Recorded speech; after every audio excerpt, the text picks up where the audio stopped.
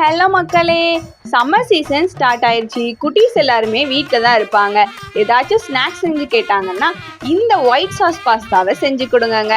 Taste சும்மா அட்டகாசமாக இருக்கும். பேனில் கொஞ்சமாக பட்டர் சேர்த்துக்கலாங்க. அது கூட பொடியாக நறுக்குன வெள்ளைப்பூடு சேர்த்து கொஞ்சம் வதக்கி விட்டுக்கலாம்.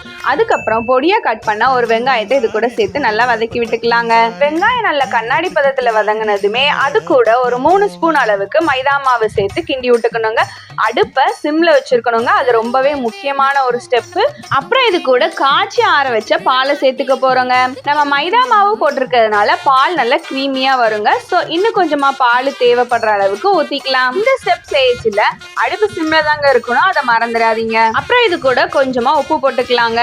ஏன்னா நம்ம பாஸ்தால ஆல்ரெடி கொஞ்சமா உப்பு போட்டு தான் வேக வச்சிருப்போம். பால் நல்லா கிரீமியான கன்சிஸ்டன்சிக்கு வந்ததுமே அது கூட நம்ம வேக வச்சிருக்க பாஸ்தாவை சேர்த்துக்க போறோம். பாஸ்தாவை சேர்த்து நல்லா மிக்ஸ் பண்ணி விட்டதுக்கு அப்புறம் நம்மளோட காரத்துக்கு தகுந்தாப்புல சில்லி ஃபிளேக்ஸை ஆட் பண்ணிக்க போறோங்க. அவ்வளவுதான் மக்களே, டேஸ்டான ஒயிட் சாஸ் பாஸ்தா ரெடி ஆயிருச்சு. சாப்பிட்றதுக்கு உண்மையாலுமே கிரீமியா இருந்துச்சுங்க. இப்போ இது கூட உங்களுக்கு சீஸ் இருந்தா நீங்க சீஸையும் சேர்த்து மிக்ஸ் பண்ணி விட்டுக்கலாம். அப்புறம் என்ன மக்களே, மறக்காம இந்த வீடியோவை சேவ் பண்ணி வச்சுக்கோங்க. அண்ட் உங்களோட ஃபேமிலி அண்ட் ஃப்ரெண்ட்ஸுக்கு இந்த வீடியோவை ஷேர் பண்ணி விட்டுக்கோங்க. நாங்கள் எல்லாருமே நெக்ஸ்ட் வீடியோல பார்க்குறோம். பாய்.